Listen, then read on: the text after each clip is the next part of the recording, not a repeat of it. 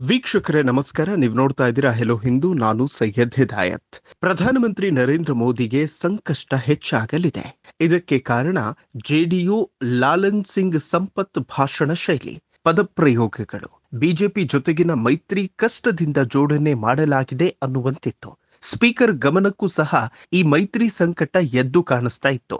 JDU BJP ಮೈತ್ರಿ ಸಂಬಂಧ ಕೊಟ್ಟಿರುವಂತಹ ಟೆನ್ಷನ್ ಇಷ್ಟಕ್ಕೆ ಮುಗಿಯಲಿಲ್ಲ, ಬದಲಾಗಿ ಮುಂದುವರೆದಿದೆ. ದೆಹಲಿಯ ಅಂಗಳದಲ್ಲಿ ಜೆಡಿಯು ಕಾರ್ಯಕಾರಿಣಿ ಸಭೆ ಕರೆದಿದೆ. ಸಂಸತ್ ಭಾಷಣ ಮುಗಿಯುತ್ತಲೇ ಈ ಸ್ಫೋಟಕ ಮಾಹಿತಿ ಹೊರಬಂದಿದೆ. ಬರೋಬ್ಬರಿ ವರ್ಷಗಳ ನಂತರವೇ ಜೆಡಿಯು ಕಾರ್ಯಕಾರಿಣಿ ಸಭೆಗೆ ಆಹ್ವಾನ ನೀಡಿರೋದು. ಹೀಗಾಗಿ ಬಿಜೆಪಿಗೆ ಮೈತ್ರಿ ಒಳಹೊಡೆತ ಪೆಟ್ಟಿನ ಬಗ್ಗೆ ಟೆನ್ಷನ್ ಶುರುವಾಗಿದೆ. ಜೂನ್ 29ರ ಜೆಡಿಯು ಕಾರ್ಯಕಾರಿಣಿ ಸಭೆ ದೊಡ್ಡ ತಲೆಬಿಸಿ ತಂದಿದೆ ಅನ್ನೋದ್ರಲ್ಲಿ ಅನುಮಾನವೇ ಬೇಡ. ಜೆಡಿಯು ಈ ಸಭೆಯನ್ನ ದೆಹಲಿಯಲ್ಲಿ ನಡೆಸ್ತಾ ಇರೋದು ಯಾಕೆ? ಇದರ ಮರ್ಮವೇನು ಅಂತ ನೋಡಿದ್ರೆ, ಕಾರ್ಯಕಾರಿಣಿ ಸಭೆಯ ಸಂದೇಶವನ್ನ ನೇರ ಬಿಜೆಪಿಗೆ ಶೀಘ್ರ ತಿಳಿಸುವ ಲೆಕ್ಕಾಚಾರ ಇದೆ. ಅದೇ ನಿತೀಶ್ ಕುಮಾರ್ ನೋಡಿ, ಮೋದಿ ಜೊತೆ ಕೈಕುಲುಕುತ್ತಾರೆ, ಕಾಲು ಮುಗಿಯಲು ಹೋಗ್ತಾರೆ, ಎಲ್ಲವೂ ಚೆನ್ನಾಗಿದೆ, ಮೈತ್ರಿ ಭದ್ರ ಸುಭದ್ರ ಅನ್ನಿಸ್ತಾ ಇದೆ. ಆದ್ರೆ ಹಾಗಲ್ಲ. 29ರ ಕಾರ್ಯಕಾರಿಣಿ ಸಭೆಯಲ್ಲಿ ನಿತೀಶ್ ಕುಮಾರ್ ನಿರ್ಣಾಯಕ ಪಾತ್ರ ವಹಿಸಲಿದ್ದಾರೆ. ಬಿಹಾರ್ಗೆ ವಿಶೇಷ ರಾಜ್ಯದ ಸ್ಥಾನಮಾನ ನೀಡುವಂತೆ ಬೇಡಿಕೆ ಇಡುವ ಸಾಧ್ಯತೆ ದಟ್ಟವಾಗ್ತಾ ಇದೆ. ಎಲ್ರಿಗೂ ತಿಳಿದಿರೋ ಹಾಗೆ 2010ರಿಂದ ನಿತೀಶ್ ಕುಮಾರ್ ಬೇಡಿಕೆ ಬಿಹಾರ್ಗೆ ವಿಶೇಷ ಸ್ಥಾನಮಾನ ಕಲ್ಪಿಸೋದೇ ಆಗಿದೆ. ಈ ಪ್ರಕಾರ ಸರ್ಕಾರದ ಮೇಲೆ ನಿತೀಶ್ ಕುಮಾರ್ ಒತ್ತಡದ ತಂತ್ರ ಹೇರಲು ಮುಂದಾಗಿದ್ದಾರೆ. ಅದುವೇ ಮೋದಿ ಸರ್ಕಾರದ ಮೇಲೆ ಒತ್ತಡ ಹಾಕಿ ಬಿಹಾರ್ಗೆ ಸ್ಥಾನಮಾನ ಗಿಟ್ಟಿಸಿಕೊಳ್ಳೋ ಪ್ಲಾನ್ ನಡೀತಿದೆ. ಬಿಜೆಪಿ ಜೆಡಿಯು ಮೈತ್ರಿ ಗಟ್ಟಿ ಇದ್ದು ಒಳಗೊಳಗೆ ಈ ಗುದ್ದಾಟ ಯಾಕೆ ಮತ್ತು ಕಾರಣಗಳೇನು ಅಂತ ನೋಡೋದಾದ್ರೆ, ಬಿಜೆಪಿ ಕಾರ್ಯಕರ್ತರು, ವೋಟರ್ಗಳು ಜೆಡಿಯು 4 ಅಭ್ಯರ್ಥಿಗಳಿಗೆ ವೋಟ್ ಹಾಕಿಲ್ಲ.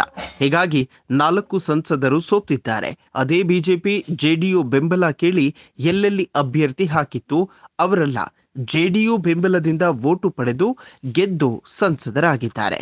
ಬಿಹಾರ್ಗೆ ವಿಶೇಷ ಸ್ಥಾನಮಾನ ನೀಡುವ ಪಟ್ಟು ಜೆಡಿಯು ಹಾಕಲಿದೆ. ಕನಿಷ್ಠ 20 ವರ್ಷಗಳ ಬೇಡಿಕೆ ಈಡೇರಿಸುವಂತೆ ಸಂಸದರ ಸಹಿ ಪಡೆದು ಮತ್ತೆ ಕೇಂದ್ರದ ಅಂಗಳಕ್ಕೆ ಕಳಿಸೋ ಪ್ಲಾನ್ ಇದೆ. ಮುಂದಿನ 1 ವರ್ಷದಲ್ಲಿ ಬಿಹಾರದ ವಿಧಾನಸಭಾ ಚುನಾವಣೆ ಬರುತ್ತೆ. ಇಷ್ಟರ ಒಳಗೆ ಜೆಡಿಯು ಸಂಸದರು ಕಮಾಲ್ ಮಾಡಿ ಕೆಲಸಗಳು ಮಾಡಿಸಿದಾಗ ಮಾತ್ರ ಜಯ ಸಾಧ್ಯ. ನಿತೀಶ್ ಕುಮಾರ್ ನಂತರ ಜೆಡಿಯು ಏನು? ಈಗಾಗಲೇ ವಯಸ್ಸಾಗಿದೆ. ಅಂತಿಮ ನಿರ್ಧಾರ ನಿತೀಶ್ ಕುಮಾರ್ರದ್ದೇ ಆದ್ರೆ ಹೊಸ ಮುಖ ಆಯ್ಕೆ ಆಗ್ಲೇಬೇಕು. ಪಾರ್ಟಿ ಒಳಗೆ ಸಿಗುವ ಸ್ಥಾನಮಾನ ನಿರ್ಧಾರ ನಿತೀಶ್ ಕುಮಾರ್ ಮಾಡಲಿದ್ದಾರೆ. ಆದ್ರೆ ಹೊಸ ಮುಖಕ್ಕೆ ಮಣೆ ಹಾಕೋದು ಪಕ್ಕ. ಯಾರೇ ನ್ಯೂ ಲೀಡರ್ ಫಸ್ಟ್ ಲೈನ್ಗೆ ಬಂದ್ರೂ ಕೇಂದ್ರದ ಮೇಲಿನ ಹಿಡಿತ ಸಾಧಿಸುವ ನಿತೀಶ್ ಕುಮಾರ್ ಚಾಣಾಕ್ಷತನ ಕಲಿಯೋದಕ್ಕೆ ಸೂಚಿಸಲಾಗುತ್ತೆ. ಸದ್ಯಕ್ಕಂತೂ ನಿತೀಶ್ ಕುಮಾರ್ ಬೇಡಿಕೆಗಳ ರಾಶಿ ಇಡೋದು ಪಕ್ಕ. ಆದ್ರೆ ಸರ್ಕಾರ ಉಳಿಸೋದು ಮಾತ್ರ ಸದ್ಯಕ್ಕೆ ಡೌಟು. ಅಸಮಾಧಾನದ ಹೊಗೆ ಸುಮ್ಮನಿದ್ದು 2-3 ತಿಂಗಳಲ್ಲಿ ಮೈತ್ರಿ ಮುರಿದು ಬಿದ್ರೂ ಅಚ್ಚರಿ ಇಲ್ಲ. ಬೇಡಿಕೆ ಈಡೇರದಿದ್ರೆ ಮೋದಿ ಸರ್ಕಾರಕ್ಕೆ ಅಪಾಯನಾ ಇಲ್ಲ ಸೇಫಾ? ನಿಮ್ಮ ಅಭಿಪ್ರಾಯವನ್ನ ಕಾಮೆಂಟ್ ಮಾಡಿ ತಿಳಿಸಿ. ನಿತೀಶ್ ಕುಮಾರ್ ಜಂಪಿಂಗ್ ಸ್ಟಾರ್ ಅಂತಾನೆ ಫೇಮಸ್. ಯಾವಾಗ ಯಾವ ಕ್ಷಣದಲ್ಲಿ ಹೇಗೆ ಬೇಕಾದ್ರೂ ಬದಲಾಗಬಹುದು. ಆದ್ರೆ ನಿತೀಶ್ ಕುಮಾರ್ ಬದಲಾದ್ರೆ ನಿತೀಶ್ ಕುಮಾರ್ ಅವರಿಂದ ಏನಾದ್ರೂ ಎಫೆಕ್ಟ್ ಇದೆಯಾ? ಖಂಡಿತ ಇಲ್ಲ. ಮೋದಿ ಅವರ ಸರ್ಕಾರ ಸುಭದ್ರ. ಎನ್ಡಿಎ ತನ್ನ ಆಡಳಿತವನ್ನ 5 ವರ್ಷ ಕಂಪ್ಲೀಟ್ ಮಾಡುತ್ತೆ. ಆದ್ರೆ ಮೋದಿ ಅವರ ಸರ್ಕಾರ ಬೀಳಬೇಕು ಅಂತ ಕಾಯ್ತಾ ಇರೋರ್ಗೆ ಕಹಿ ಸುದ್ದಿ ಮೇಲೆ ಕಹಿ ಸುದ್ದಿ ಸಿಗ್ತಾನೆ ಇರುತ್ತೆ. ನೀವುಗಳು ಬಾಯ್ ಬಡ್ಕೊಳ್ತಾ ಇರಿ ಅಷ್ಟೇ. ನಮಸ್ಕಾರ. ಕೂತಲ್ಲೇ ಕಾಸು ಮಾಡಬೇಕಾ? ಸ್ಟಾಕ್ ಮಾರ್ಕೆಟ್ ಟ್ರೇಡಿಂಗ್ ಮಾಡ್ತೀರಾ? ನಿಮಗೆ ಪ್ರಾಫಿಟ್ ಪಕ್ಕಾ fix. Stock fact app download ಮಾಡಿಕೊಳ್ಳಿ. Basic to advance stock expert ನೀವಾಗ್ತೀರಿ. 3 ಮಂತ್ಸ್ ಕಂಪನಿಗಳ ರಿಸಲ್ಟ್, ಕ್ರೆಡಿಟ್, ಇನ್ಕಮ್ ಎಲ್ಲವೂ ನಿಮ್ಮ ಅಂಗೈಯಲ್ಲಿ.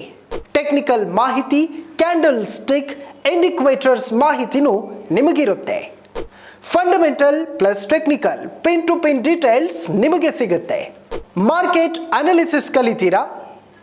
ಷೇರು ಮಾರುಕಟ್ಟೆ ಅಡ್ವಾನ್ಸ್ ಡೀಟೇಲ್ ನಿಮಗೆ ಸಿಗುತ್ತೆ. ಮಾರ್ಕೆಟ್ ಹಣ ಮಾಡೋ ಟ್ರೆಂಡ್ ಕ್ಷಣ ಕ್ಷಣಕ್ಕೂ ಅಪ್ಡೇಟ್ ಆಗುತ್ತೆ. ಷೇರು ಪರ್ಚೇಸ್, ಫ್ಯೂಚರ್ ಆಪ್ಷನ್ಸ್, ಹೂಡಿಕೆಗೆ ಬೆಸ್ಟ್ ಮೆಂಟರ್ ಈ ಸ್ಟಾಕ್ ಫ್ಯಾಕ್ಟ್ ಆ್ಯಪ್. ಇನ್ಯಾಕೆ ತಡ? ಬೇಗ ಆ್ಯಪ್ ಡೌನ್ಲೋಡ್ ಮಾಡಿಕೊಳ್ಳಿ. ಮಾರ್ಕೆಟಿಂಗ್ ಕಿಂಗ್ ಆಗಿ ದುಡ್ಡು ಮಾಡಿ. ನಿಮಗೆ ಬಿಟ್ಟಿ ಅಡ್ವೈಸ್. Full free advice.